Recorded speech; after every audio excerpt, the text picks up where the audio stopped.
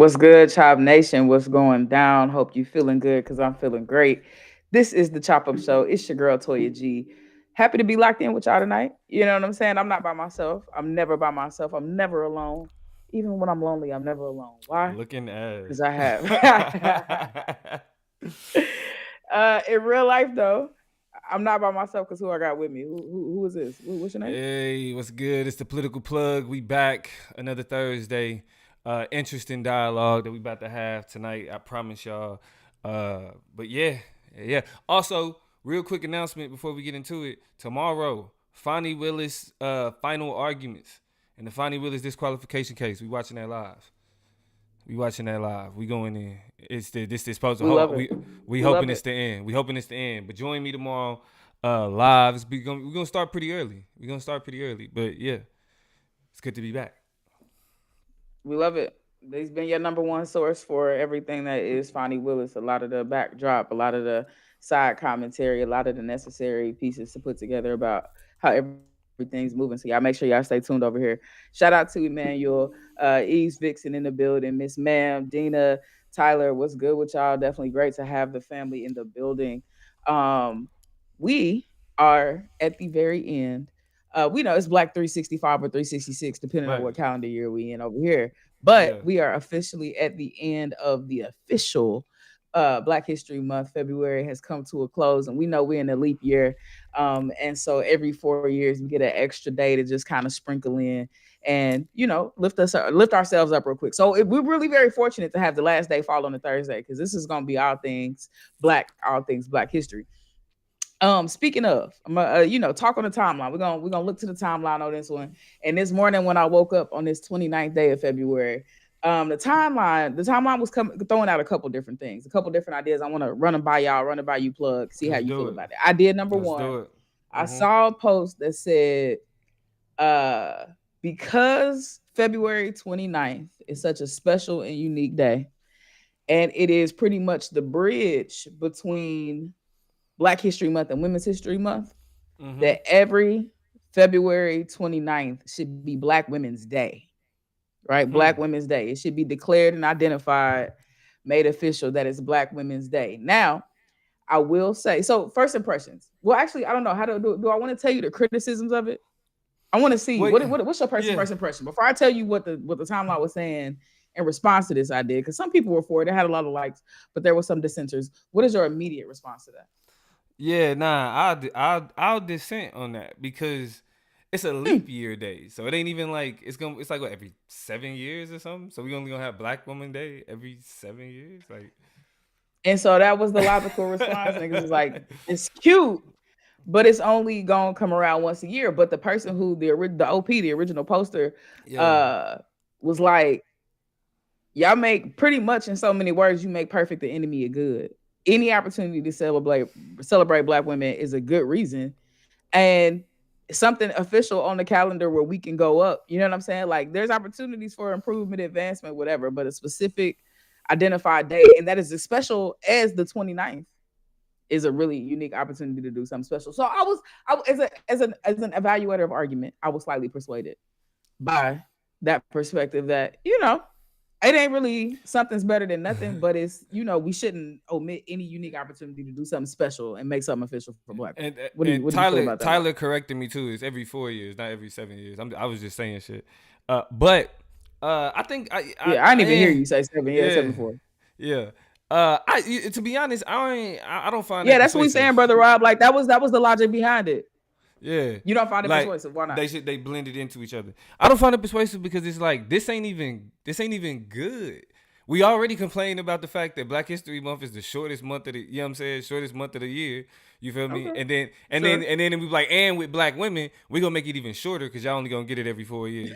So it's like I think it's a better way we could do that. I think there's all of this holiday shit is extremely arbitrary. So we can literally just pick a month and say, fuck it, this is the month for Black women.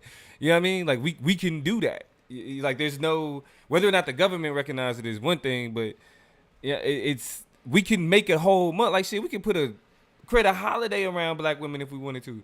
Like we don't have to settle for the one day that only pop up every now and Right. again. You know what I'm saying? So that's my piece on it. The road to hell is This paved is with good true. Miss intentions. Like Ma'am says, as long as we're not relegated to that one day, I can rock with it.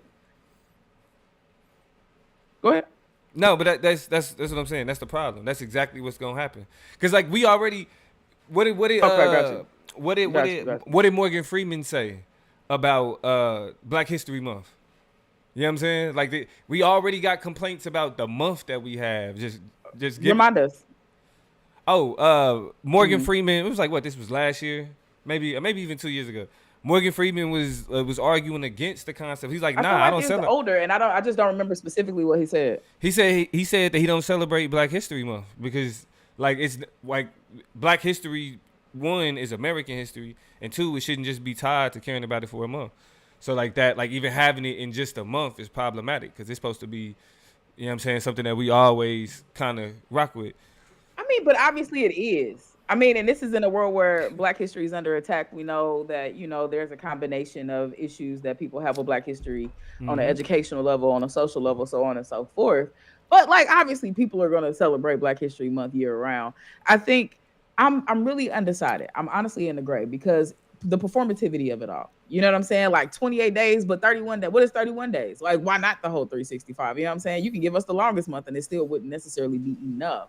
Right. And I think symbolically there will still be reasons to criticize. Why not a whole season? Why not summer be Black summer? Like, who knows? You Yeah. know what I'm saying? Just Like, shut why up. stop there? So Exactly. I feel like it is kind of a slippery slope that ends up leaning into arbitrariness. The other side of it, though, and the reason why I'm still kind of conflicted, and I'm about to move on to the second thing I saw on the timeline, is just the idea that, like, yeah, make some space for our shit. Like, I don't care, whatever, and whenever. However, make some space for it. You know what I'm saying? So I'm also just like Black History Month, Black Women Day, whatever. I don't care. Put it on the calendar and ring a bell and wear a hat and blow a whistle and turn up. You know what I'm saying? Like, why not? Yeah. Yeah. So that being said, we move to thing number two, or the conversation number two. Conversation number two amongst Black people on the timeline suggested this, and I think this is a whole lot more reasonable, is that we need to really treat the 29th as like a holiday. Like niggas need to turn up. Like there should be celebration every 4 years. Like the investment, you got time to plan, you got time to coordinate, you got time to really just almost like on some family reunion type shit. I don't know. But just like, what if we use this February 29th to really just celebrate in a Wait, very what? special way? Like, I don't know what that would look like. Celebrate Black History Month? Especially in relationship to like being on topic, like I mean, celebrate being Black, like Blackness. Like, I don't know, like Juneteenth of the winter. I don't know how you want to frame it.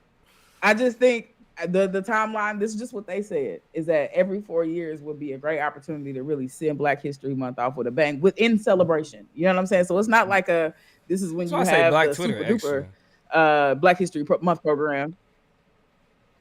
But why? Black Twitter converses. We talk, we shop ideas, we circulate perspectives. And a whole lot of it is, meant to be, peppered in with a dash of sense of humor and Yeah, yeah. comedy and levity and things like that. But I love it. What are your thoughts on the big turn up, a big celebration every 4 years, celebration of Black History Month during leap year?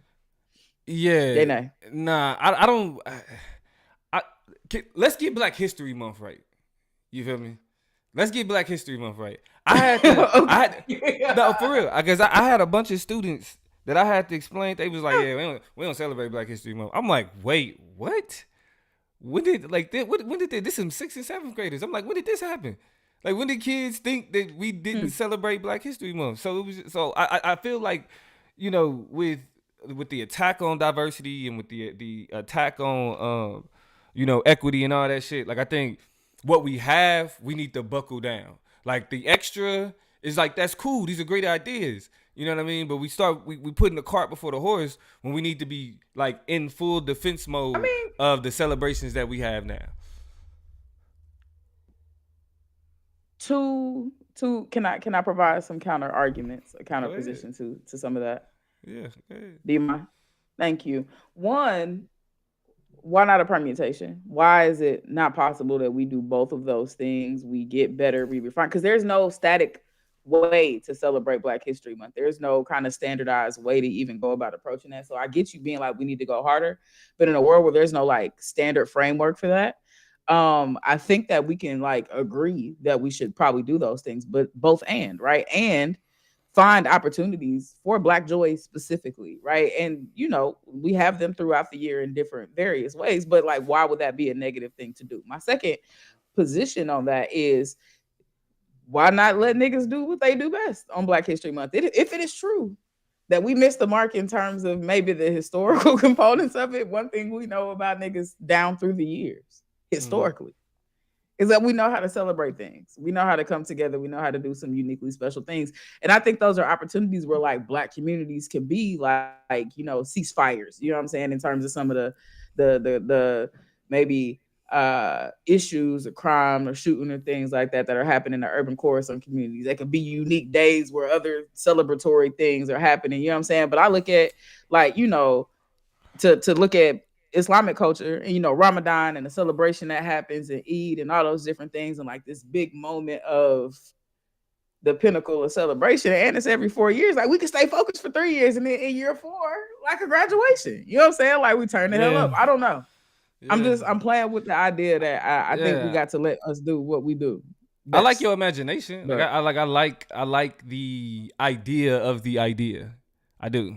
thank you. But yeah, I think it's Coming it's from a it's bona cool. fide hater, that means a lot. There you go. There you go. That's about as close as that's gonna get to a compliment. Nah. Let me look at these comments before we get into the main reason we got here, because we know you're really Yeah. disrespectful. So let's talk to nicer people. Brother Rob said, I don't go to work on Malcolm X and Marcus Garvey's birthday, which I think is fire. Like, I actually Straight think up. it's dope, Straight that you up. set up time and set out time to honor and celebrate the ancestors. If anything, the labor that they did, like, don't work. You know what I'm saying? Like, withhold, your contributions to either the white supremacist, civil society that has been designed at the behest of Yeah. white people and their agendas, and at the expense of Black folk. Like, reclaim your labor for that day. I definitely am with that. Let me see. Miss. Miss Ma'am said, make the cookout real on February 29th. That's what I'm talking about. Yo, Yeah. like, what's good? Like, throw the grill on real fast, especially now climate change hitting. It ain't cold right now no more. You know what I'm saying? Like, That's a little climate nippy. change doing a number on us. We could be cooking right now. We In a could. lot of places, listen, We in a lot could. of places, it's a whole lot cooler than we're supposed to be. Emmanuel said, we have a Black Joy Parade out here on the West Coast, on the Bay Area, West Coast. That's dope. I need to know more Shout about out to that, the because that's Bay. up the road. I need to be up in the Bay. Yeah. We need to be Yeah. That's just a up few the hours. street. It's an hour Peace to flight. KJ. What's good with you? Period. Yeah. Attica said, what's up, family? Was good. Attica, shout out to you. Dina said, I love a good reason to have a barbecue. And so do I. So either way Yeah. it goes, happy Black History Month. Just one more time, if don't nobody else tell you, we got to make sure from the Chapo to you, we let you know we Right. love us, we love you. Definitely. I say we revisit, we circle back in a couple of years and see how we feel about what we're gonna do and how we're gonna go Think up. about it. And don't let the plug be at the head of the committee, because he's a hater. He's not interested in any of the shit we have going up. So you can be on the committee, you just can't lead the committee for Black History Month, because you a curmudgeon. Yeah, it'd be like You a that. pop art. You don't even know. You ain't even doing it right. You gotta do it. Both of them. Like, what? All right. All right. Yeah, yeah, yeah. But look, You got it but I though. thought, like I said, I like the idea of the idea. I did say that. Yeah. Um. I, I guess I'll be satisfied. Oh yeah, well, real quick, Ease Vixen, just because it's a longer comment. Life can feel so depressing. Sometimes I lose interest completely in celebration because I no longer understand the purpose. It's unfortunate, but I'm not the only one. Yeah, Ooh, and they get dejected in the it's mug, some boy. mercy. It's some levels and layers to that. You know what I'm saying? Because you do. It's a constant negotiation on whether or not I'd be delusional for a minute or whether or not I keep 2 feet on the ground. You know what I'm saying? So it's always a question. And KJ, I'm Always. glad you got family. Damo, KJ said he a hater like you a hater. So let's get it in. It's basically Let's what I get it. saw. Hey, you know what? That's a perfect transition into the conversation too, because Ooh-wee. yeah, because really what we about to discuss is the individuals that, as much as we talk about like history making, like if you the first or the second to do something in a long line of niggas that ain't done it, you get a lot of credit. You are Yeah, considered a part of Black history. You know what I'm saying? Like somebody like Gabby Douglas, Simone Biles, they're a part of Black history, right? They broke records, they changed the game in a lot of ways. Uh, but absolutely. but thinking about just like having a conversation about Black history, I felt like it was a conversation that was left out, that we haven't had, but it seems like we've agreed on in certain contexts. Mm-hmm. You know what I'm saying? Certain things we agree on, and in certain things, Without saying it, without even, it's like it's It's almost like the nod. You know what I'm saying? It's just we on the same page about a couple things when it come down to a couple folks. So Exactly. Exactly. And so I think it was I was like, well, wait, I want to talk about the people, the black people who made history that didn't make black history. Because I think it's all justified. Right? I mean to varying degrees, but it's all justified. Right? It's individuals who have been the mm-hmm. first or the second. It's people who like literally changed science and changed medicine. And we just don't fuck with them like that. Like that's just the Change law, change reality. Yeah. politics. But we don't rock with them like that. So what we getting into today is we got a list of 10 figures across politics, music, culture, whatever, that even though like they real history makers, we don't fit them within the Black History Month celebration. You know what I mean? Like that's just it. They just get left Yeah, out. we be skipping them. We don't tell our kids to we don't tell our kids to dress up like them when for the school project. You know what I'm saying? We're not Mm. sitting eating up TikTok videos about them throughout the month. Can't wait to hear another thing about it. That's really these folks are the ones who, and this is for better or for worse, because some people we gonna ask questions like, you know what I'm saying? Why is it that we're not really talking about them more? Is this a missed opportunity to really recognize and celebrate some history? And are we focusing on the wrong things? But the truth is the truth, and their stories are their stories. So let's get into it. Let's get into it. This is the first one and the easiest one, and I think the one that really kind of got my mind thinking about this. Like, I think I was no, cause I was doing something on Thurgood Marshall, and it made me start thinking about Clarence Thomas. hmm And it's like in any other context, the nigga that the nigga that came after Thurgood Marshall had to be a bad motherfucker. Because if we think about it, Thurgood Marshall is like literally the law behind all of the civil rights shit. Like, nigga, this is Brown v. Board of Education. hmm Got that shit to smooth up out of there, right? Like he legislated racism away in ways that nobody else really could. That's what made Thurgood Marshall who he is. So for this nigga to come behind him, this nigga, Clarence Thomas, second black person to be on the Supreme Court, but the first one to actually bring us shame. Yeah. Okay, getting into a little bit of his background. Now we know Clarence Thomas was put in a position by George Bush. He was a Bush appointee. We don't like niggas hmm know like that's not The first that's George not Bush, to be clear. yes, to be clear, George H.W. He was put in the office by George H.W. Bush. And niggas didn't rock with him. You know what I'm saying? Like that wasn't somebody that represented black people. I mean, he was a part of conservatism. That's how he operated. And when they had the opportunity to put a black man in, they put the one in that best fit their description, that best fit what it was that they was trying to do, right? The type of lawyer they wanted to get in there. Just to For give sure. this now, why are we saying that he made history? Not just because him being the second African American to serve on the Supreme Court. He's actually the second.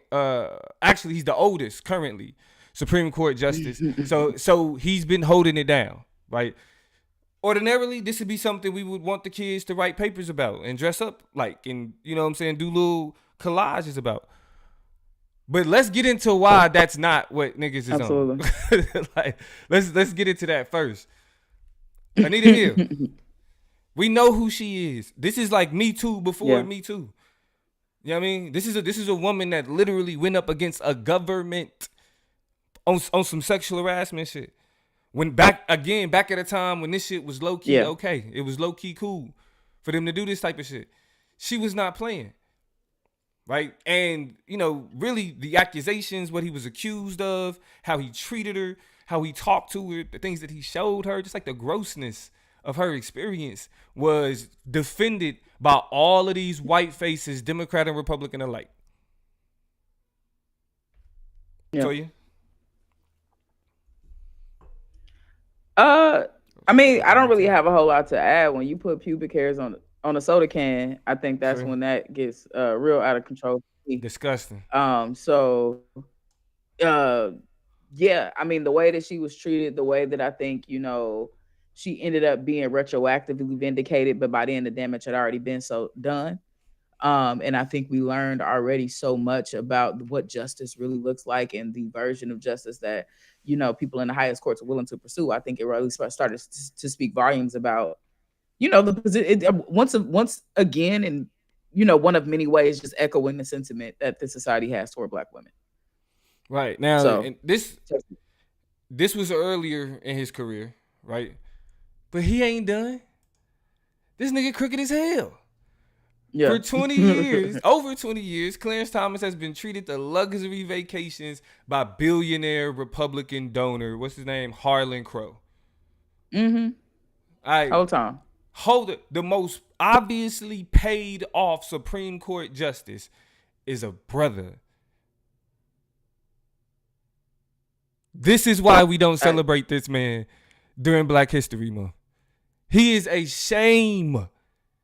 We really don't even, like, in terms of, again, racial draft, Clarence Thomas is one of the niggas that we would be easily trading off for, you know what I'm saying, for like for anybody.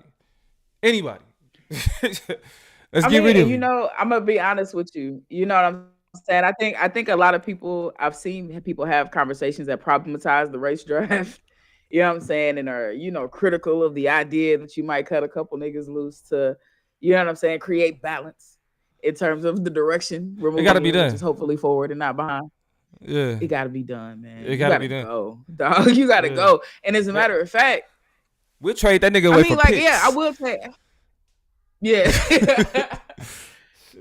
It's rough, bro. But yeah, just in case you're critical of this rhetoric, yeah, you got to take that because he can leave, and it could be. Listen, these are criticisms of his position and the way that he's occupied it, but this is out of the terrible ass, trash ass decisions that he's actually made, the dissenting decisions that have left gay couples, that have left Black people, that have left marginalized people, that have left women and people with reproductive issues just off to the side. This is on top of that shit. Right. Mm-hmm. So this is another reason why it's just like, bro, you literally are the peak and the pinnacle of what, again, justice is supposed to look like in this country. Every single time you follow the wrong side of these issues, it's sad to see. It's hard to see. On top of the fact that his wife was working behind the scenes to undermine the 2020 election and keep Donald Trump in office. Okay? Just to be clear. Right? So yeah. Clarence Thomas. Whole ass Black History Month reject. Right? And we gotta know why. We gotta know why. Y'all can have him. Let's get into the next one. Hold on, real quick. Let me make sure we're looking at these comments real quick. KJ already peeking into the future a little bit. We'll get there. Just a little bit. Let's see. Donnell was good. Great to have you. More one. Great to have you. And that's what KJ just said. His wife is trash too. Absolutely. All right. Keep it going. Next. Another history maker. Somebody else that we should, especially in a world where we're talking more about the contributions of women, Black women specifically. Condoleezza Rice, first Black woman Secretary of State, second Black person, period, after Colin Powell left. He was the first Black Secretary of State under George Bush. But Condoleezza Rice, Toya. Let's give her credit, right? Let's talk about why she's important, how she got to hold that position. You know what I'm saying? All of that is extremely important. So with Condoleezza, and it's also, I think it's important to recognize because, Kamala is also an important figure in terms of Black women we see in power and government.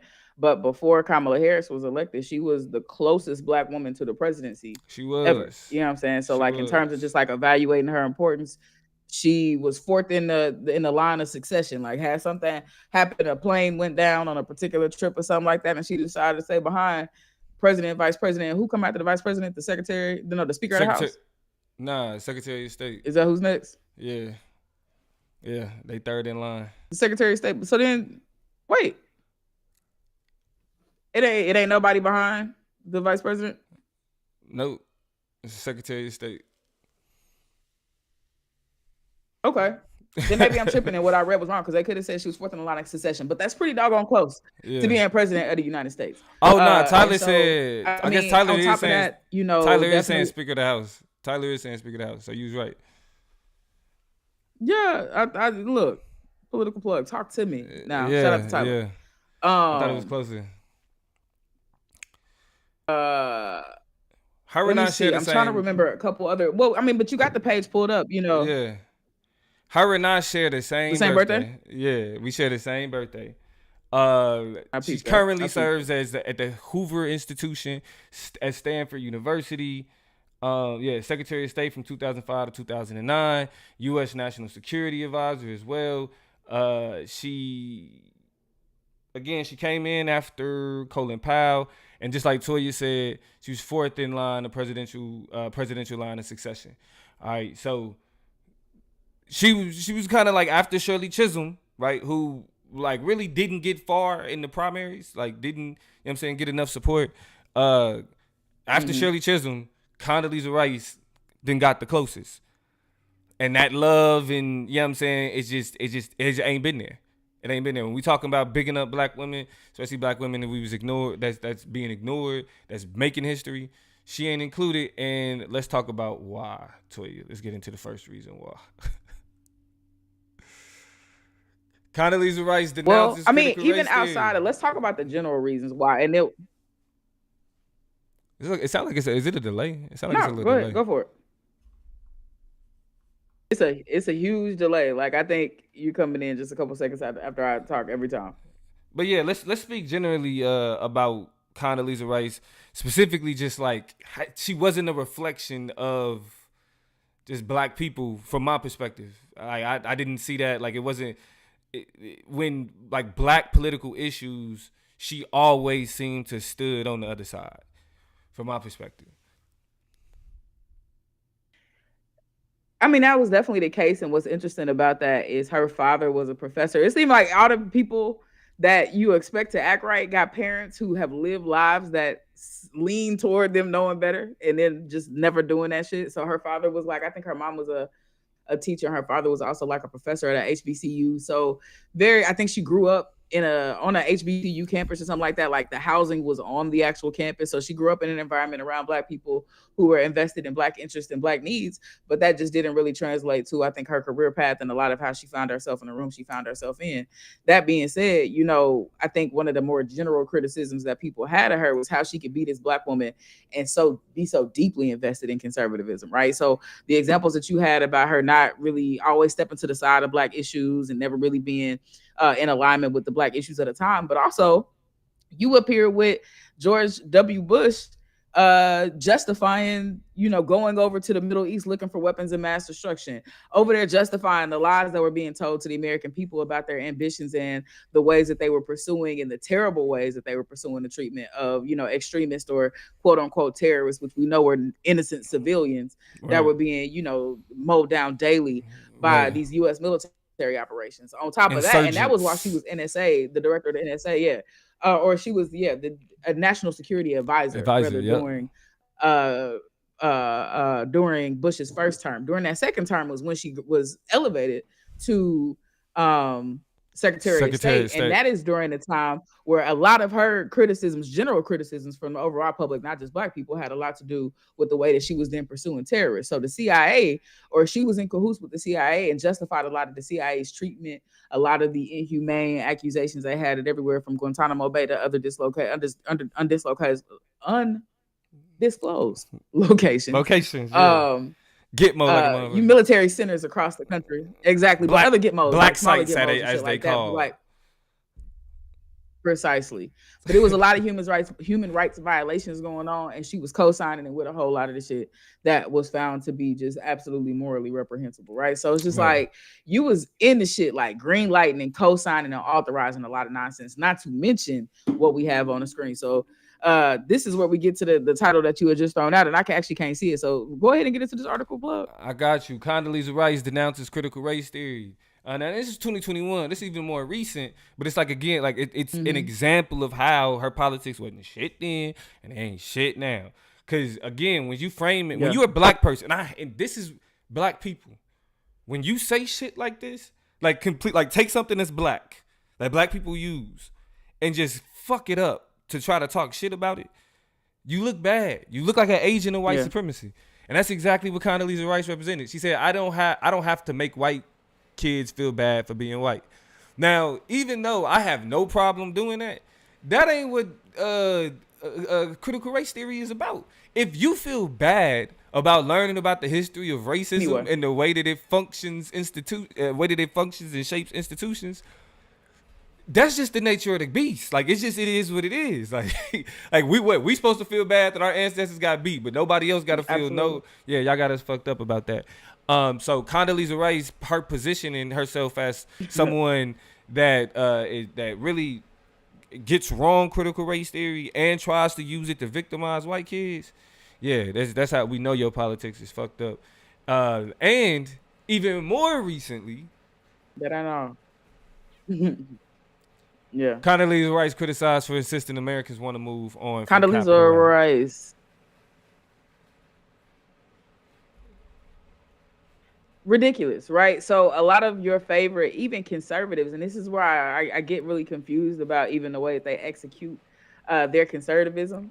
Some of these black folks, because they just kind of kowtow to whoever it makes them palatable in the moment, or just really what whoever wants to hear. Because there are conservatives who are pissed off about January 6th, but she's like, I don't think I'm gonna rock with y'all. I think I'm gonna rock with the ones that are down with the highest and most ugliest and Surprisingly, nastiest levels of conservatism and uh, the abuse of, you know what I'm saying, or the delusions that conservatives have, and really staunch Trump supporters have. We're gonna go ahead and align with them, the worst version of, like, so it's just like, bruh, even when you try to give people wiggle room to believe what they believe and align themselves politically and not try to typecast black people, you be having niggas like this that just choose to go, you know what I'm saying? Shout out to my East Coast people, be OD with it.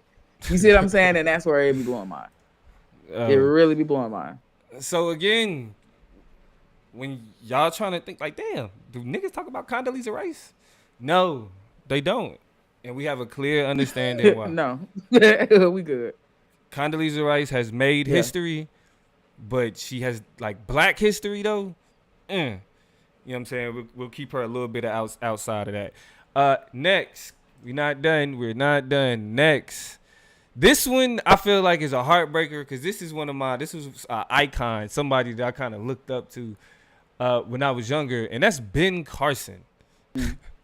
Ben Carson, the world-renowned surgeon. He had a movie about him, played by Cuban Gooding Jr.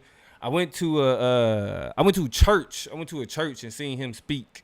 You know what I mean? So it's like it was like his story, what he was able to Mm. do. You know what I mean? It was all inspirational, and I felt like, damn, like okay, Ben Carson is somebody that we should have a lot of respect for as black people, like especially during the times when we are bigging up the history of black people, right? Uh, but Absolutely. before I tear him down, Can I also say one thing too? yeah, Before you tear him down, I think another thing too was the Ben Carson that you're talking about was, save lives. Who right, doesn't like a guy who saves lives? Like, right, a surgeon, like a very neutrally, just very objectively acceptable job. It yeah, really only be when niggas get into politics that they start making weird ass decisions because of the money. about who they are and what their legacy is. And I think that's what's sad because he was great. He was great before he started getting into different lanes. But now I wanted to put that in there because it really hurts my feelings about Ben Carson. But more specifically, let's learn to get to know this guy. Let's So get to know this guy. What's he now about? hold on, we got to correct Tyler real quick. He said, wasn't he a COVID denier who died of COVID? That's actually the pizza man. We just talked about him. that, that was Herman. That was Herman Cain. Herman Cain, Godfather's pizza guy. Who? Uh, Herman Cain. Yeah, it yeah, was Herman Cain. yeah. Uh, Ben Carson is still alive, bro. Ben Carson is still alive. Right. So, but he's a retired neurosurgeon. He served, even though it was under Donald Trump, he did serve as United States Secretary of Housing and Urban Development from 2017 to 2021. Did a terrible job. Terrible job. Did not care about the people who lived and Hmm. utilized HUD. And he ran for president in 2016. He got washed. What he really is known for um, is he gained significant fame after leading a team of surgeons in the first known separation of conjoined twins at the back of the head. Although the surgery was a success, the twins continued to experience neurological and medical issues or complications, but he did it. They lived. They survived. He was the first to lead a team to do that, Mhm. and from then on, it was like he was set, bro. Like you were like an icon in medicine.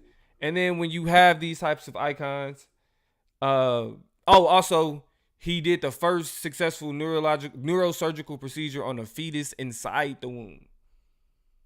That's big shit. Like that nigga did I surgery don't think I knew that. inside the womb. Yeah. Like so Ben Carson is somebody like when we talking about medicine, whatever, like you want your kid to be like Ben Carson.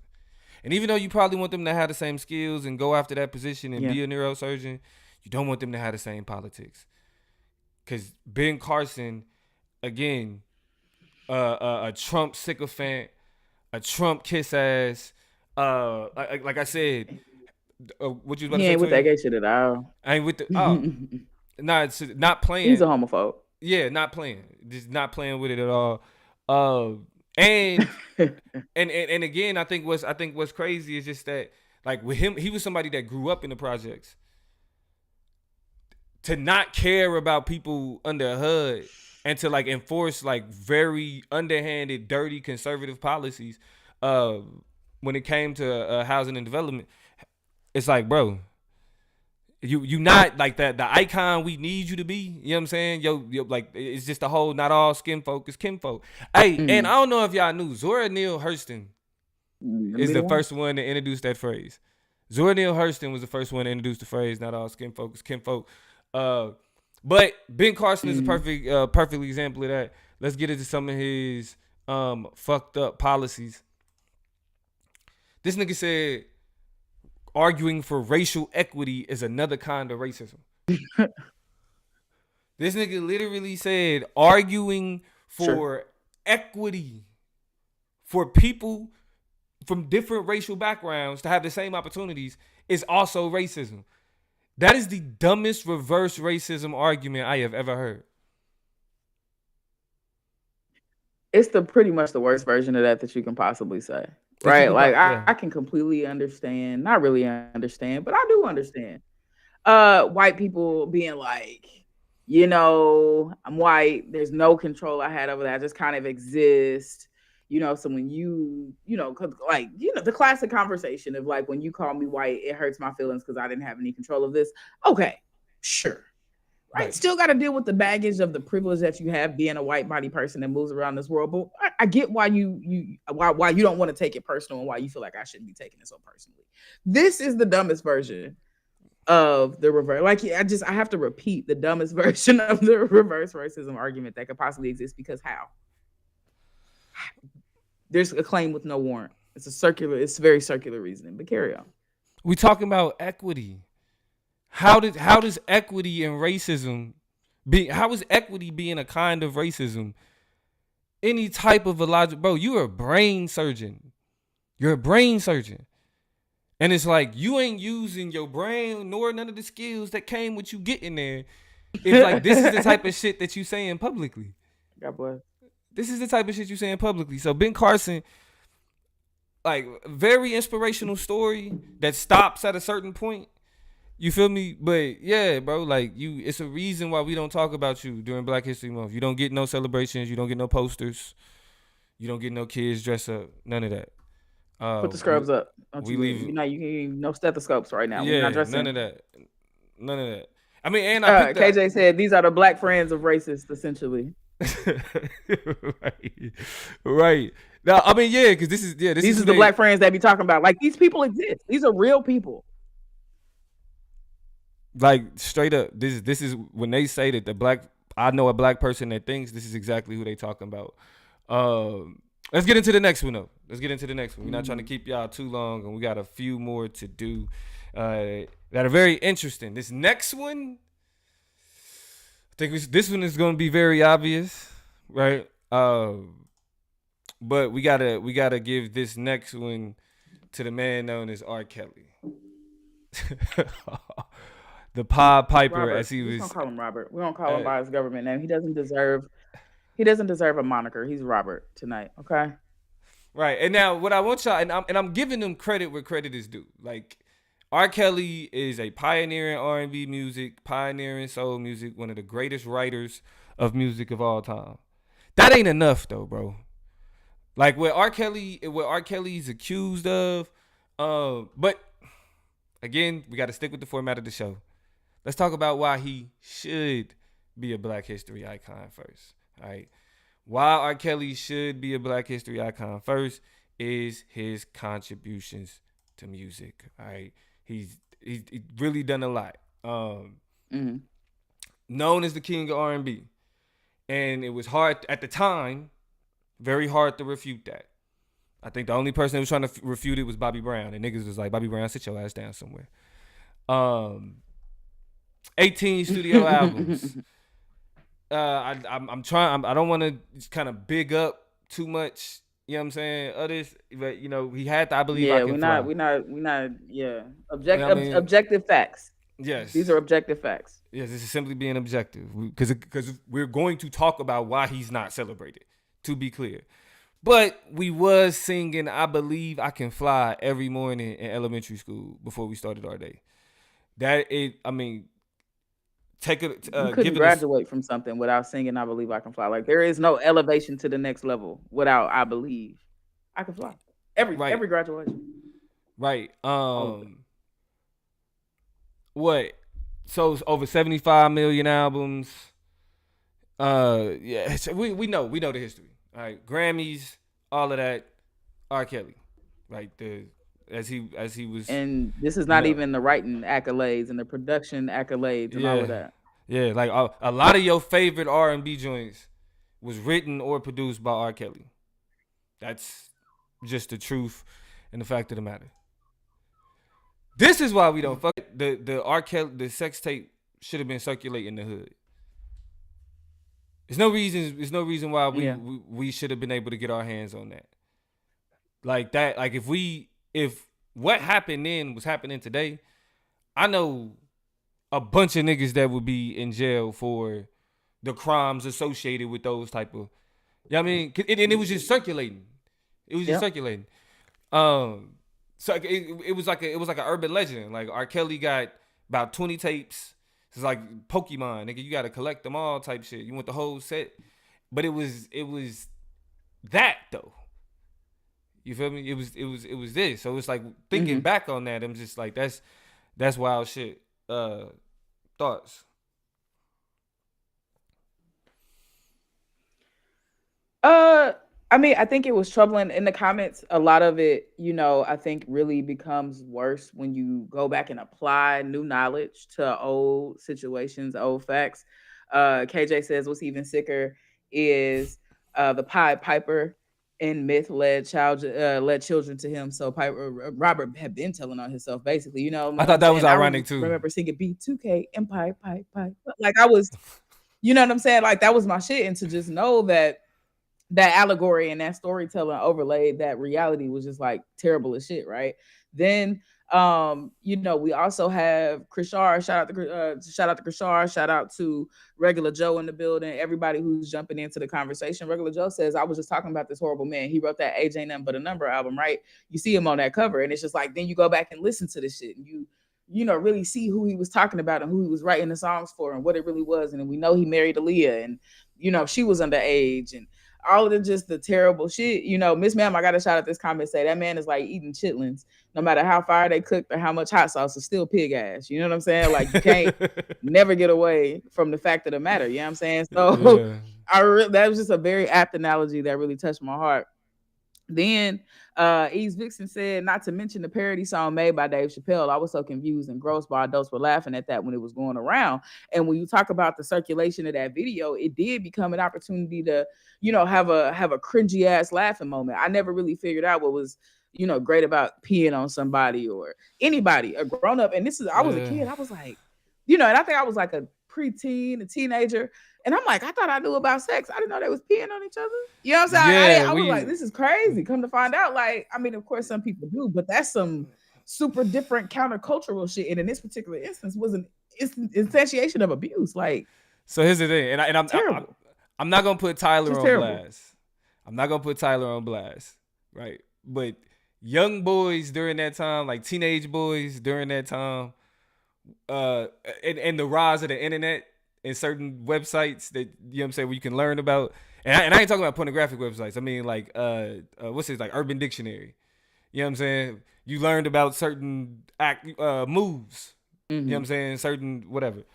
And so we thought that was funny, one, because it was sex and pee. Like it was, you know what I'm saying? It was boy humor. You feel me? Like just that's, yeah, it really, it was gross. Like y'all was supposed, like everybody really should have been grossed out by it, and probably a lot of adults were as well.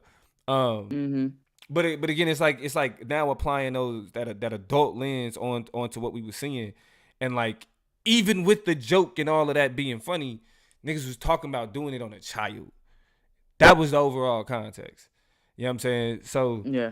uh it was I mean, more one points out that edgy and sensitive shit used to be humor back then, and so it also that's was true. just kind of the brand of humor at a time. And whether it was through Dave Chappelle or whether it was just the way that people talked about that shit, and this is not an excuse for it, but it is very much an explanation for like why, we really had to let knowledge and education catch up. We had to unlearn and relearn, and so it's really weird to have been alive throughout the entire lifespan of this Mhm. particular issue and watch just the competency and watch the education and watch the investment in certain, rejections of abuse. And it's been And wild to just watch our society grow and develop and evolve enough to be mature enough to hold this conversation.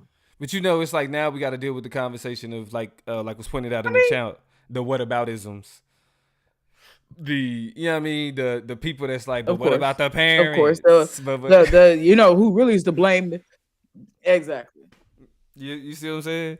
So Jesus, help us all. so that Stay side, focused. yeah, that Yes. side that side came out too.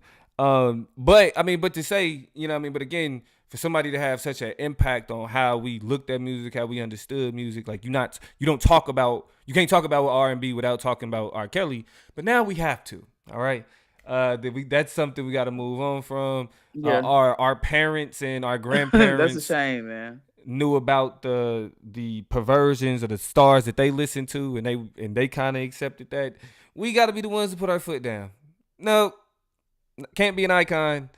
You know what I'm saying? Shout You out to can't be a Donnell. Donnell said, I never thought that shit was cool. I was grossed out even as a kid. My mama hated him always, or always hated him. Always. Your mama got discernment. Your mama was knowing, yeah, and she was yeah, ahead of the trend. Shout out to Donnell mama, because yeah. So she yeah, was like, not on my watch. This and this is man is dark spirits. right, and let me not even say boy humor, like gross humored boys, like that, like niggas that was like cool with the Chappelle humor. You know what I'm saying? That's what it was, and that's why even a lot of niggas that love the Chappelle Right. show are actually like kind of look at Dave Chappelle funny nowadays, because it's like it's not the same. Like niggas kind of grew up. But yeah, so R. Kelly Yeah. should be celebrated during Black History Month. But nah, bro. Yeah, yeah, we over that. We Won't moving be. on. You lost it. Yeah, that luxury is gone, my brother. Let's move into the next one. Let's move. I appreciate Hey, everybody that's real quick, before you move to the next one. No, I was just gonna say hit a thumbs up real quick yeah. before you move too quick into the next one. And you kind of shouting out everybody already in the conversation. If you've been typing and talking to us, but you ain't hit that thumb, you like it. You showing love, you chiming Yeah. in. Go ahead and do that other step and go ahead and hit that thumb real quick because we appreciate having y'all in the room. That's all I wanted to say. My bad, bro. Yeah, nah, I was literally about to be on the same shit. And we working through this little delay. You know what I'm saying? We working through it. We working through it. But We doing everything we can. getting to this next one. Getting to this next one. This is a more recent controversy that we're dealing with. Dolphin teeth, as he was known by Dave Chappelle and them. Yeah, Diddy, Puff Daddy, Sean That's a new Combs. one. That's a new one Yeah, for Sean sure. Combs. Now we gonna talk about why he deserved to be in the Black History conversation, but we definitely have to recognize his contributions. He is the music executive behind some of the greatest acts in hip hop. Biggie is known by a lot of niggas as the greatest rapper ever. If anybody competing with him is Pop. The man behind Biggie was Diddy. Now some people say Mm. Diddy is the nigga that killed him, but again, we ain't into conspiracy right now. We only talking about what we know, right? Don't know. And like should Like Suge said, Right. yo, this is the nigga that was dancing and doing all the pop locking in the videos, right? You know, you ain't had Biggie if you ain't had Diddy. Uh, and so let's get into a few of his accomplishments before we talk about the salacious news that we've recently come upon. Um, he was born November 4th too. Why my birthday Yeah. close to all these niggas? I'm not necessarily comfortable with that. I'm not. We all Scorpios, but I don't want to My be a lord. Scorpio like these niggas.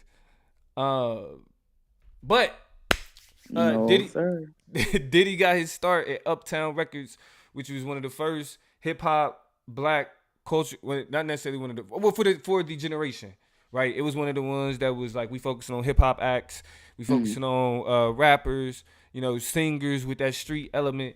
That was Uptown Records. And it was Andre Harrell was the CEO that put Diddy on. He died probably like some years back, like probably like 7 or 8 years at this point. Um, and mm, after Diddy left mm. Uptown, he started Bad Boy. That's when we get B.I.G., we get Mary J. Blige, we get Usher. We're gonna talk about Usher more in a second here. But before we do that, uh, Mhm. we had let's see, uh, peaked at the Billboard songs that peaked at the Billboard 200, septuple platinum certification, all type of platinumness, platinum that sold records. We all know. Won Numbers. 3 Grammys. Numbers. Yeah, won 3 Grammys. 13 nominations. And again, he ain't even the rapper like that. Uh, and then he at one point he got the most. He was in the Guinness World Record for the most successful rap producer in 1997, as well as Sean John Clothing, making the band, all of that. Right when you say the nigga Yeah. started as Puff Yeah. Daddy, Yeah. went to P Diddy, then just dropped the Diddy. Dirty money. Yeah, and just been through all these different generations of music. However, Diddy is a nigga that's would be more recently discussed in Black history, but his recent conversation isn't Black History Month worthy. I'll say this, and I want to get your opinions on Diddy. Period. Mm. I want to get your opinion on Diddy. Period, because to me, I always argue with niggas that Diddy was dirty. I've always said Diddy was a snake because if you look at the artists, what they like after they blow up, what they become, it's like they never was able to continue Mhm. that wave. Biggie got killed. Who knows what happened? Like 112 fell off after a couple albums and had to go somewhere else. Craig Mack fell off, had to go somewhere else. They did. Everybody that's ever had contracts with Diddy and Bad Boy at some point left on bad terms. But niggas called me a hater at the time. What was your Mace. thoughts on Yeah, Diddy? it's a bunch of different examples. I mean, my thoughts on Diddy are kind of growing up and keep in mind, you know what I'm saying? He was kind of like, I think of the East Coast, like artists that we grew up with listening to, you know what I'm saying? He's one who kind of penetrated the region, I think a little bit more in terms of like Yeah. that New York sound or whatever. So I was hearing a whole lot more Puff Daddy, P. Diddy music growing up and stuff like that. It was a part of my maturation. I always kind of had a respect for him, right? Like, yeah, I heard stories about him, you know, not doing right by his artists, this, that, and the other. But I honestly didn't like investigate them enough to have a strong opinion about it. I was just like, damn, people not getting paid. This shit is kind of crazy. Like, I don't know. I just didn't really invest a lot of thought in that. One of my favorite songs is Welcome to Atlanta Welcome to remix. Atlanta, I yeah. just randomly and so Welcome to New York where we don't You don't play. Like play, the nigga was yeah. jamming. I don't know. I enjoyed it. Dirty Money was an experience for me. I watched a lot of Making the Band back then. So, you know what I'm saying? Like failed projects and experiments. But I also was somebody who was like, this nigga is like really trying out these different groups of people and really taking this kind of visionary leader, innovator perspective interestingly and putting it on display for all of us to watch. Damn, it kind of sucks that they're not panning out. But I'm not really thinking like he's this terrible, malicious person who is devious and deceitful and trash. But you know, as I think Eve's Vixen implied, and it's really some shady shit, which is why I gotta read this comment. Uh they said, well, the sign Scorpio governs the anus, so maybe that's why they ain't shit. That was crazy to me. Very Oh no! disrespectful, a dig Wait on you and up! your Scorpio Hold people. up! But Hold also, up! I ain't yeah, even it was see rude. It that. was cold blooded. It was cold blooded, I and I couldn't ain't let it pass. even I see couldn't let it pass. I had that. to go catch that. Yo. But but a very troublesome guy. Beyond that, you find out all different types of things. More one says, didn't this latest girlfriend, who would be Carisha, say she let him pee on her? He did. I don't know what this infatuation is with peeing on people, but it seems that when people are problematic and predatory, that's they go to, is what it's given. I don't know. Some of the other comments say, let Rich me niggas see, weird. just recently saw a TikTok of a black woman who said Diddy, yeah, shot her in the face in the club back in the 90s. She posted proof and said Diddy's fall guy took the blame, which, Shine, who is I think a politician now in, I forget what country, Somewhere overseas. but had went to jail for the crime. For a minute. Yeah, somewhere overseas, but went to jail for the crime, did time. Yeah, He and now the truth is coming back out because apparently this was known news and information. He just got kind of rid of it, but that he was the one who shot her. So this is on top of the sexual abuse allegations. This is on top of what he settled with Cassie over. This is on top of what he's now said to have done to Meek and with oh Ursha and with some boy. other folk. You know what I'm saying? So it's really it's wicked. You know what I mean? Like it's crazy. Yeah, It's crazy. I'm Shine, baffled. yeah. But I'm baffled by not I guess not baffled ain't really the word. Cause you really can't put nothing past these niggas that's in the position, is in Hollywood, that's living in these hills and all this shit. You can't put nothing past none of these folks. I guess it's just one of those things to where it's like when you pull back the curtain, even though like about certain things that's going on, like when you get to see that peak, you still disgusted. You still disgusted. Like success and yeah, and people bragging about success yeah. just makes it doesn't feel the same. You know what I mean? Like especially for like whether you want to rap, whether you want to be in any type of entertainment industry, success don't feel the same because it's like, though, like y'all, I thought niggas was bullshitting. Like you telling me niggas really got to get fucked on to blow up? Like stop playing. Like that's not something you want to deal. You know what I'm saying? Hope that you deal with. Right. So Diddy, again, as much as he's an icon, Well, I got a feeling, and what is given. what you was about to say? My bad. I was just about to say what is given and what is given and what I'm seeing is that we've only it's still gonna be more to come. A lot of people saying this is hip hop's Jeffrey Epstein. You know what I'm saying? Like in a lot of ways, we keep getting tips of icebergs, but that is so much more to come in terms of what we're gonna be seeing and hearing about this. So only thing I was gonna add to it is that he ain't never. I don't think. And somebody had asked a question. I feel like it was a regular Joe was like, once R. Kelly passed away, like, can we listen to his music again? No, I don't. I don't think so. Just like once Diddy gone, I think what I'm saying it's gonna be a plug on his shit too. Like I don't think you can really rock none of that no more. You got to get that up. Yeah, You got to throw that in the grave with them. yeah. Even It's gone. though it's niggas that like brag about fucking with R. Kelly music, so that is what that is. But again, as much as Diddy should be an icon in hip hop and in Black History Month, he's not. Is he on that freaky shit? Like, all Yeah, right. Moving on to the next one. We're gonna move through these a little quicker. Y'all been rocking with us for an hour. We appreciate it. But we wouldn't yeah, be able to do the show without talking about this nigga. It's only right. Kanye West.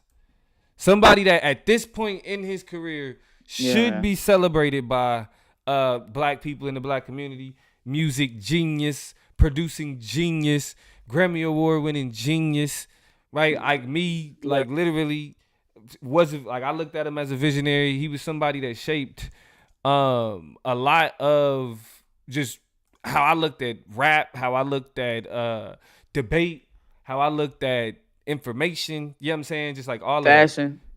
Fashion. Yes, I He wore the used two. to dress like that nigga. He used to I dress. wore He used to wear his long sleeve shirts with his blazers and his little jeans and Air Forces.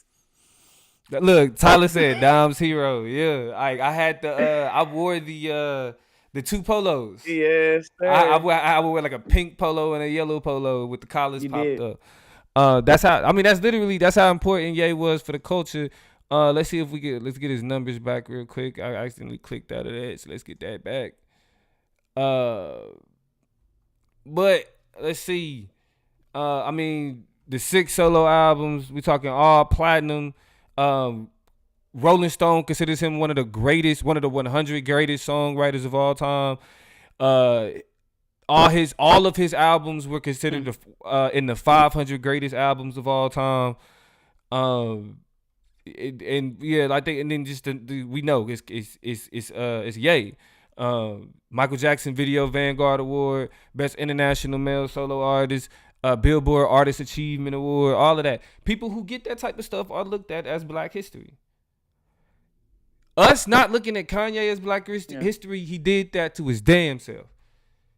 He did that to his damn self. If Kanye don't come at true. niggas like this with this 400 years of slavery was a choice, if he don't come at us like that, bro, yeah, even with, and then the running for president, the running for president with Trump, the white power shirt, like just the descent into like The white White Lives Matter. Yeah. nationalism, yeah, white lives matter. Like it was just a descent into white nationalism that just undermined. And then I heard the music ain't even that good no more, cause I've been stopped listening to the nigga. You know what I'm saying? But niggas was saying, Lee was saying that he couldn't even listen to the new album at all. Like it's just not good. But you damn sure can't be somebody. You damn sure can't be somebody that we look at as a reflection of Black history and Black culture, nigga. If you talking about talking crazy about Harriet Tubman, you know what I'm saying? Like talking crazy, like nigga talking about slaves should have chose death. Yeah, all of this type of shit. That's wild. Go ahead, Toya. Well, nah, I just when I think about it, a lot of people, or one of the things that I saw earlier this month, and I just double checked the date, February 10th, 2024 was the 20-year anniversary, the 20-year anniversary of College Dropout. And so a lot of people were saying how sad it was that at this stage in his game and 20 years after one of the most transformative albums that was, released on the scene, that he out in the world walking around fucking barefoot, with his clothes hanging out halfway off of him, fucking posting. He just posted today to Kim Kardashian on Instagram for everybody to see that she need to take their kids out of Sierra Canyon because that's a school for celebrities and da da da. Like we've seen him, have outbursts and talk all crazy to his wife and stuff like that all on the internet and this and that and yada yada yada. Like just you do all this weird stuff. You know what I'm saying? Remember he took pictures a couple months ago with his booty out? Like, bro, what are you doing? You walking around the world looking crazy, my nigga. Like, Looking looking crazy, ridiculous, bro. my dog. And I wanna, but and I even want to be delicate with even that language because there are components of mental health rolled into this and wrapped into this, and I don't want to be flippant about that. But I just say I really think it's sad that after such a legendary album, and after A 2 decades legendary of the career. experience and his influence, it's sad that we not having he not on tour. You know what I'm saying? Telling me about getting on a spaceship. You know what I'm saying? Like and flying away, and that we're not really having a all falls down moment where Selena Johnson come out on stage and sing our ass off. You know what I'm saying? Like, Yeah, where are that's those moments? We're not never gonna get that MTV Kanye because Unplugged, he's so nigga. wrapped up and warped up in the bullshit. You know what I'm saying? And now you dropping little pantyhose shoes and you know what I'm saying? Like just a whole bunch of weird shit. And so you Patio got it, shoes. boss. Like it's Yeah, sad, but you can have it. You yeah, can. That's yeah, what they yeah. are. Damn socks, Them say, pantyhose. yeah. More one said, you wore two polos. And You was a Tyler, no, wild man, boy, not Dabo. 6 years. We old. Ah, this nigga said Yes, sir. 6 years. Yes, yeah, I seen it from my with my own two eyes. 15, 16, 17. Yeah, it was a debate tournament Nah, fit. Tyler, we I getting definitely old. rocked It them was hoes. 20 years ago that came out, fam. Let's see. KJ said we all flawed. That's the problem of stan culture. To not see that, I can't just brush aside creepy behavior and overall predatory business practices.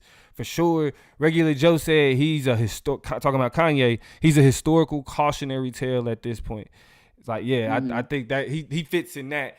Very much true. Miss Ma'am calls this nigga a stain of he's a footnote in the stains of Black History section.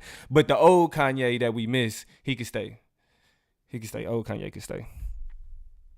So Yeah. I mean, honestly, you know what I'm saying? Like when you really think about how we have to take in people, you know what I'm saying? Like if we were to truly have any parts of our coming of age, if we had to truly be able to cherish any of the shit that, really put us on or gave us our style, or like we have to like pick projects and pick eras of niggas and like take that one and hold it and then let the rest of them go. You can no longer just take the whole person with you because these people always, got some tricky shit that pops up behind the curtain and blows mine. So you got to be finicky. You got to take old Kanye and leave new Kanye where he at. Right. How it Next, is. I think this icon is somebody that it's easier for people to be critical of. I think when we mention why this person isn't discussed, more people will be like, "Yeah, I get it." And that next person is, y'all give me just a second here. That next person is Tyler Perry. If we got to be honest. Again, we're gonna start with where Tyler Perry is legendary, especially in entertainment. We know about the plays. Mm-hmm. We grew up watching the plays. We grew up laughing at Medea. And I guess the overly dramatic shit made more sense on stage than in screenplays. But we'll talk about the criticism in a second. But where we got to give credit where credit is due, he built the first black, literally the first black movie studio. Okay, the first black movie studio. So a black person Mm-hmm. who owns this studio where other black people can go and make movies. You had, I think, at one point they was doing the Bad Boys, the new Bad Boys, and they was doing the new Coming to America. You know what I'm saying? All at the same time, and they all coexisting in this studio with Tyler Perry. In his films, he makes sure that certain people get hired. Is it Cicely Tyson? That he makes sure he finds somewhere Yeah. for her. You know what I mean? To always make sure she gets paid. To always make sure she's in the mix. I mean, the man is literally like running BET at the moment. Like all of the BET programming is Tyler Perry shows. He's dictating all of it, right? So like Tyler Perry in terms of like icon with I mean, you reach. can't forget the fact that he's like. Go ahead. No, I was just gonna drop on this verse. I mean, you also can't deny kind of the shows that he had on TBS. He was running TBS for a minute. He had House of Pain and Meet the Browns, and I think some other show. Like I'm thinking about the resume and all the stuff. We ain't even talked about the plays. Like in terms of like eras, give me play Tyler Perry 10 days out of, you know what I'm saying, 10 days out of the week, and it's only 7 days in a week. Like give me a TP play and we good all day long. You feel me? So I wanted to finish kind of giving those flowers and acknowledging the errors that made me fall in love with the brand. You know what I'm saying, out the gate. So yeah. So so we gotta, again, giving credit where credit is due. Tyler Perry is somebody that, like, if we look at what what's the other nigga name that people don't kind of fuck with, Spike Lee. You know what I'm saying? What Spike Lee has been able to do with movies, Spike Lee, yeah. yeah, Tyler Perry is also been doing not as much like culturally defining movies, but good enough movies that we rock with, and that he can continue to make movies. Here's the problem. Here's Mm-hmm. the problem. The Go ahead depictions and that talk we about the problem. the depictions that we see in Tyler Perry movies are fucking ridiculous. The For Color Girls was trauma porn. That's it. Like I understand the story. I understand like the book, you know what I'm saying, everything it was based on, but like putting it in Tyler Perry's hands though, Mm-hmm. like he does, he kind of creates that type of those emotions and creates those images on his own. When you give him those type of stories, yeah, he gonna ratchet it up. You know what I'm saying, to something different. And I just felt like it was you have movies that you watch where you kind of like feel the pain, or you empathize with the pain that's going on. This shit like had niggas looking at it like Saw, like God, I can't finish it. You know what I'm saying? Like, those, that type of shit. Um, so Yeah. yeah, I mean, and then again, you got a little piece by Rutgers that I pulled up here that kind of speaks to that. Where it is a conversation though, because people, we still have like these stories are still real, like they still exist. They're still like women endure things that make people, especially black women, endure things that make people want to turn away. Um, so like I get that. I think just that in the Tyler Perry catalog just made it to where it was just like, God damn it, Tyler, like you can't, you feel me? Uh, so yeah, Yeah. so that's kind of where I stand with Tyler. So I guess my take on Tyler Perry is that I feel like all the criticisms about what he creates are legitimate. I think more one says, I appreciate his accomplishments, although it was at the expense of black people portraying stereotypes. And the plot and it's the plot in every Medea movie. KJ also, I'm sorry, Tyler was like, I've never laughed at Medea. Get the fuck out of here with that. And KJ points out that I've heard his workers are in terrible working conditions too, so I can't respect this first black studio kind of business. And so, I feel like it's complicated for a lot of people. I feel like we are worried about stereotypes. I also think in the same breath and in different contexts, people are very okay with stereotypes, and they pick and choose when they want to be selective about the images that are regurgitated to us and that are proliferated elsewhere that they don't like. I think, and this is me being honest about my criticism, I say this to say that I think a lot of people's disdain for Tyler Perry, and I won't say it's the people in this chat, I'm saying the conversations I hear are rooted in homophobia.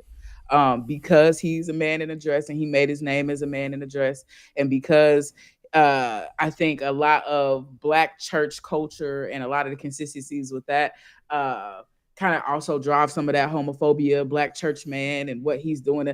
I really feel like it's giving people a license to really be overcritical about them and not hold the same music that they listen to the same standards and to some of the same shit we consume to those same standards. Yeah. And I'm calling it how it is. They want him to be gay very bad. They want him to be a homosexual very bad.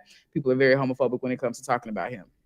That being said, the criticisms are, real in terms of, I don't really know a whole lot about the black people he's hired versus the putting them in leadership roles. I do know that there are a whole lot of black people, everybody from Tamala Mann to the woman who was on Meet the Browns to Mr. Brown, to a lot of people who got their own shows, who got their own brands, who got the Christian Keys, and the fact that he, has been able to create, what was the show? Was it All the Queens? No, whatever the show was that he got on it. It's not All the Queens Men. I don't know why. Yes, it is All the Queens Men.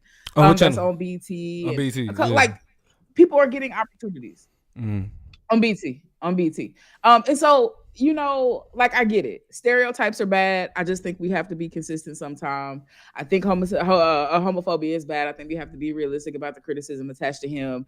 I think that, when it's all said and done, a lot of people have like a secondhand embarrassment.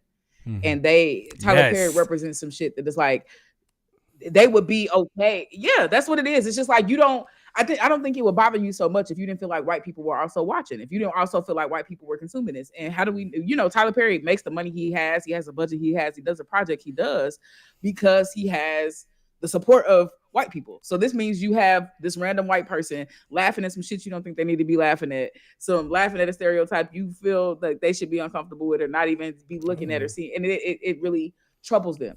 I think the most valid criticism of Tyler Perry in all of this is that on many other projects he's a part of, he writes, directs, and produces, and that makes his shit stale and linear. And this is where we get the stereotypes, because no matter what, he's only one brain and only one mind. I feel like if he was more willing to share the directing chair and share some of the fucking responsibilities, then he would have a more refined product with more nuance, more layers, more textures, and a better system to check back against some of the things that people feel like he peddles. But he doesn't have that. So I don't think he's a bad person. I think he might be a little selfish, but I think he's an artist. I think he is ambitious. I think he's a visionary.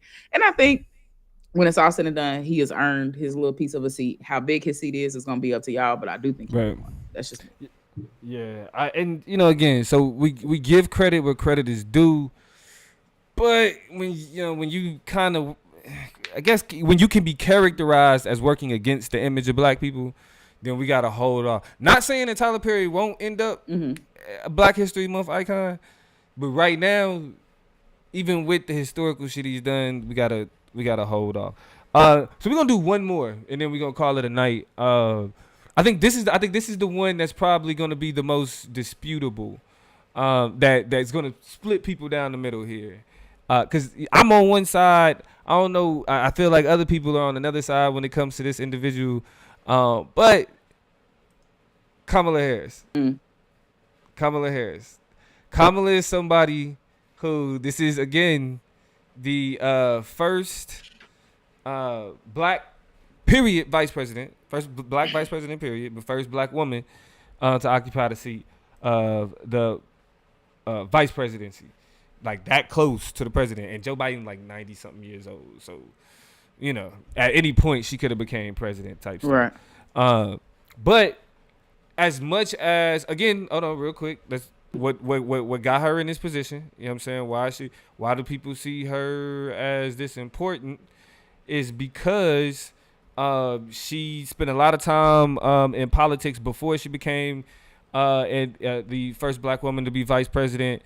She was an attorney general of California from 2011 to 2017. She was a U.S. senator in Mhm. California from 2017 to 2021. I voted for her to become senator. Uh, she graduated from Howard, right? Uh, wait, wait, Well, I'm laughing at fucking. You want to know what I'm really laughing at?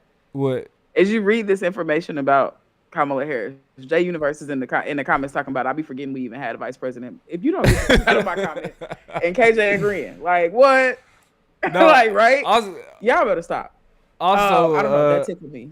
yeah, because J Universe also said the way Tyler writes women be having me think he don't like women. I thought that was hilarious too, because I feel that nigga on that. It was. It Um, was. b- But let's stay focused. but yeah, yeah.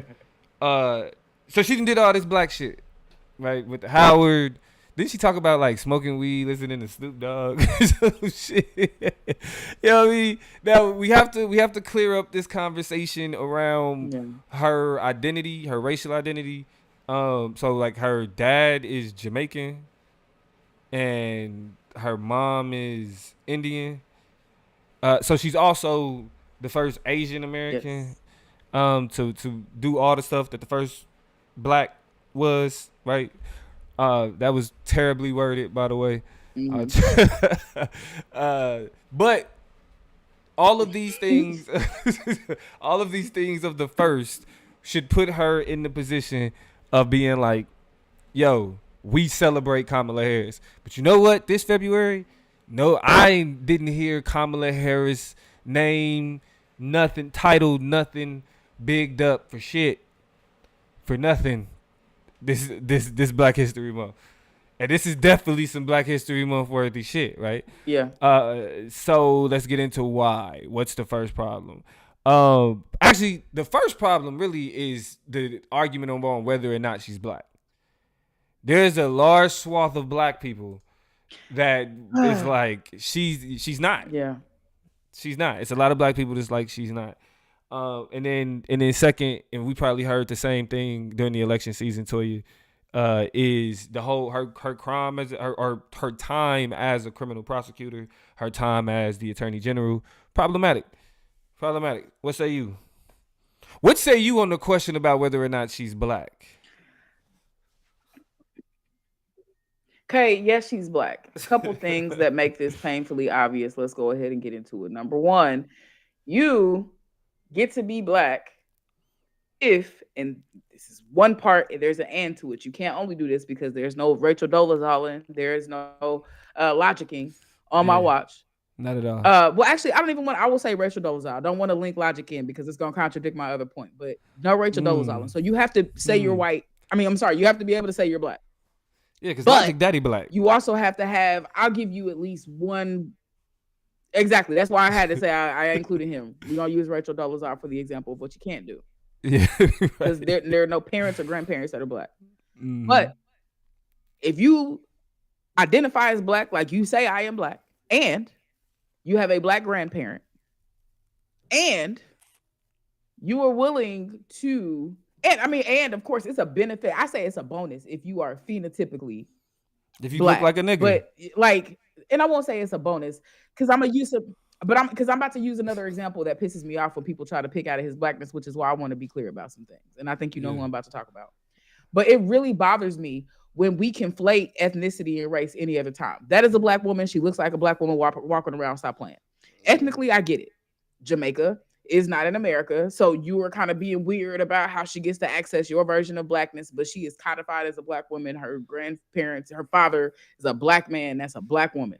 So like, don't She be got weird. black She's grandparents. black and Asian, but she is black, identifies as black, will tell you she's black, and got black grandparents. This same shit pisses me off when we get to talking about people like Patrick Mahomes because I get it. Right? I understand people are mad about who he married. I understand people are because, and by the Cause them way, she was kids married to a white. white man. So same thing applies here. People are mad about who he married. The kids look white as shit. But in terms of him being a black man, like niggas was like, oh, we got black. When he was playing The boy Jalen Hurts. damn Jalen Lamar Hurts. Jackson, oh, we Oh finally got a black player. Well, no, most recently, yeah. right? In the playoffs when he was Yeah. playing Lamar Jackson, it was like, oh, Lamar Jackson, we gotta root for this black man. Nigga, it was two black men playing football against each other. When y'all try to deny Patrick Mahomes and his blackness, the shit is crazy to me because he identifies as black, was as loud as anybody was June 2020. So there's no skepticism about how he feels about the real shit, the nitty gritty of blackness. He's with the shits. Yeah. He got a black ass daddy Daddy black that as do black hell. ass shit. So y'all Yes. can't love his black ass daddy in the medium, and I'm smoking under this pack, and I'm smoking under that Look, pack. he And talking about that's your smoking on the favorite black burl. daddy on TV Man, when it's listen. convenient, but then make this man come on. But all of a sudden, Patrick Mahomes don't get to be black. This shit blows my mind. I only say it to get back to Kamala Harris. That is a black woman. I don't like the conversations that try to negate her black womanness, and I Yeah. think it's just like a poor kind of approach. There are other shit. There are other things to criticize her on if you want to be critical, but don't try to deny her that. You know what I'm saying? Yeah. Now she did. She Now you did. ask questions about the other shit, right? Uh, I was just gonna say this. She did get a little bit of pass for being like a black, like marrying a white man, because if Barack Obama had a white wife, it's no way in hell that nigga's sniffing the presidency. All right, so she got a pass. yeah. But go ahead, finish what you were saying. Well, no, I'm just saying. I think there are a lot of criticisms. That article you have up right here kind of points to, and I don't know if it's objectively written or if it's some Kamala propaganda. But what it does do is, kind of articulate some of the big issues that people had with her, and kind of some of the kind of truancy policies, the marijuana policies, and a lot of some of the other things that she practiced while she was in her position as attorney general here. But then the other side of this article talks about some of the positive things and a lot of the good things that she was able to do in her particular position, or at least things that should temper the kind of totalizing claim that she was top cop, bad police, and was really tough on law in crime, when the truth was she was a little bit more even-handed than some people may perceive. So I'm looking at the Emmanuels out here who say, yeah, out in the Bay Area, we don't rock with Kamala. She's not popular up there at all. And then Moore also speaks to the troubling history she had as a prosecutor. But I would say, you know what I'm saying? Like in true black people fashion, when you the cops, when you the police, you radioactive. You know what I'm saying? People not really trying to fuck with that at all. You know what I mean? So a lot of what you do and what you have done in that position, not to excuse any of the wrongdoing that she's done. Because, like, for example, her truancy policy was like, if the kids is truant, we're gonna put the adults in jail. Who does that help, man? What the fuck are you talking about? Like, why would that be a solution to a problem of not having kids in school is now not having adults at work? Why would that be good for that household if they already have a problem with their child showing up to that institution? So that doesn't make much sense to me. But at the same time, I think in terms of her legacy, it's still very much being built. And I don't think what she's done to this point is an end all, be all, say all of how we understand her. I want to shout out Vance before I throw it back to you, who said, I've been in the kitchen cooking, but been watching on the TV. Shout out to Chop Nation. Shout out to my brother. You know what I'm saying? Like, definitely always happy to have you in the mix. Thank you for putting us on the TV. Hit that thumb if you ain't did it yet, so we know you really have been here. For sure. That's me. Appreciate you. Yeah, appreciate you, Vance. Appreciate everybody that's been in the comments, really. So, like just as just a couple things that the article says, and then we can transition on out. Harris turned legal technicalities into weapons so she could cement injustices. Is something that was said by a former director of the Loyola Law School Project for the Innocent in Los Angeles, writing an op-ed in New York. While serving as Attorney General in 2016, she opposed a bill to investigate deadly police shootings following the death of a stabbing suspect shot 21 times by the police that sparked huge protests. And then, like as you pointed out, she pushed legislation or pushed for policy that would punish parents in California for their children's truancy. So yeah, in terms of what black people would want from a black politician especially that close to the White House, I definitely understand why people would want somebody with a more progressive record when it comes to policing and imprisonment. Also, and we can't ignore the fact that she had inmates working as firefighters and then paying them like pennies on the dollar. So Like so you putting That was on her watch, and that's some shit that is despicable to this day. you know what I'm saying. So um again, she's somebody else who, based on like what she's been able to accomplish in her political career, is somebody that skyrocketed to the top and should be highly recognized during Black History Month, and she's not. Like that's just the reality, and a part of that unpopularity is the reason why Joe Biden is running again. As mad as everybody is at Joe Biden for still running, if Democrats is behind them because they think he the best chance, they didn't think Kamala could beat Donald Trump. Mm-hmm. You know what I mean? So uh Kamala, Yeah. you doing your thing, you got your supporters, you got the people that rock with you, but for sure, ma'am, for sure, you got things that you got to work on Now and fix. can I ask you something real quick? Now that Yeah, we definitely. go ahead. I want to ask you something now that we're kind of toward the end of the conversation because Donnell just dropped a gem a little bit. Donnell says, I think what we end up doing is canceling out a lot of our contributions while USA still celebrates Columbus and Jefferson, etc. Let's hold them accountable while not erasing their existence altogether.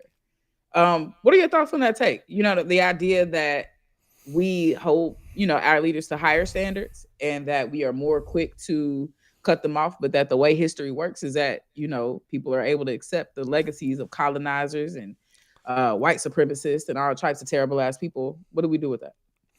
Yeah, I think we have to, because again, even this conversation isn't about erasing their contributions, and that's why, like, for everybody that we mentioned, like this whole conversation is like why they should traditionally be Black history icons. Like we're trying to figure out why they not. So it ain't even something that Mm-hmm. like people are actively doing. Like we're not saying that that people are actively removing these people from Black History Month. They're not celebrated at the time when historical Black figures are being celebrated. It's something that's happening naturally. Like, cause this ain't a cancel culture conversation. This is like, who are Black people choosing to celebrate and why, or who are they choosing to not celebrate and why. You feel me? And if you look at more of their actions, it's not that Black people have a higher standard for them. It's that their actions, period, has made it to where it's like niggas ain't really like, that ain't. I mean, like, yeah, we'll still talk about Malcolm X and Martin Luther King before we start bringing up Kamala Harris. Yeah. I mean, KJ says, we can't set ourselves to the standards of white folks. We don't need our version of Columbus, Nixon, and Reagan. We can acknowledge accomplishments without praising them. And I think it is a matter of, doing both and. We were very intentional, for example, with the R. Kelly conversation, with the Diddy conversation, to make it clear that we're not praising the things that they did, but also that we would be remiss to just pretend as though the things that they didn't Where influence what it entire was, genres of yeah. music or entire fields of medicine or entire landscapes of politics. When it's all Mm-hmm. said and done, the easy peasy version of who Ben Carson was and who who else did we talk about? Condoleezza Condoleezza Rice Rice.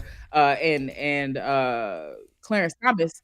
When we start talking to the kids, you know what I'm saying, about who they could be and what's possible for them, we're not getting into the nitty-gritty details. We just telling them that you can go be a doctor, you can go be an attorney, you can go be a judge, you can go, rock a stage, you can have the world. You know what I'm saying? Look at Mm-hmm. this senator, look at this person who makes some of the biggest decisions that determine, the lives of our citizens of this country every single day. And so, we plug them there and then we send them on our way. So I kind of agree with the fact that just in terms of giving our kids a bunch of heroes and enough heroes, we do just have to be nuanced in how we give them the facts so that we don't take people off their plates. Or even for us as a society, take away important accomplishments that shape who we are as Black people. So it's a tightrope walk, but we built for it. You feel me? Yeah. Well, yeah. So again, part of the reason why I Yeah. want to have this conversation was so that we recognize that it's not that these people are like purposely. This is not a cancel culture conversation. This is a cultural cohesion type conversation, and these are people who aren't being Mm-hmm. celebrated because they work against the cohesion of Black culture. Um, and that's just the bottom line. And there's no one person making that decision. It is a bunch of people saying like these are the names that we're gonna big up. This is who we're gonna celebrate, and this is who we not. You feel me? So they lucky that they got brought up at Mm. all during Black History Month, if we being honest. So shit, we actually did their asses a favor. Damn. KJ But said a first black president. KJ listen, if we had said the more first black time, president ended up doing the same things an old white one would. So we got to be wary who we cling to. It's a lot of just wisdom and gems being dropped in these comments for real, for real. I love that. That's go ahead, facts. close this out, Toya. I got nothing else to add to it. Okay, I'll do that. I don't really have anything else to add outside of the fact that I appreciate y'all so much for pulling up to our Black History Month conversation. Y'all know sometimes we hit y'all with a Friday, sometimes we hit y'all with a Monday, but this time we could not miss the last Thursday of the best month of the entire year. So the fact that y'all tapped into us just lets us know that the nation is stronger than it's ever been, and we are grateful to move into another month with y'all, rocking and get into some great things. Of course, we always open to y'all dropping comments, suggestions, if you listen to it after in the future. Once this conversation already exists, we still want to hear your comments. We definitely still want y'all sharing the show. Hit a like, hit a thumbs up, even if y'all are not listening to it live. All of that goes far for us and really helps us push and move towards some of the goals we have for expanding this show throughout this year. So we love y'all. Happy Black History Month with your black asses. And if you ain't black and you still tapped into the family, we appreciate y'all being amongst and betwixt and in the mix. You know what I'm saying? Trying to learn a little bit, trying to laugh a little bit, trying to share with us. This is time well spent for me every single week. And, for us to we've had so many Black history shows, and this is a pivot and a switch up to how we've been doing this thing. So I'm grateful for the plug, for really taking this topic and piloting it and building it out to something that really led to a solid conversation, man. So I'm grateful. Hey man, with that being said, it's the chop up. I guess I was We will supposed to have the see last word. y'all. Yeah, go ahead, my bad. Yeah. We will see y'all. We out. Peace. Peace. Hey, we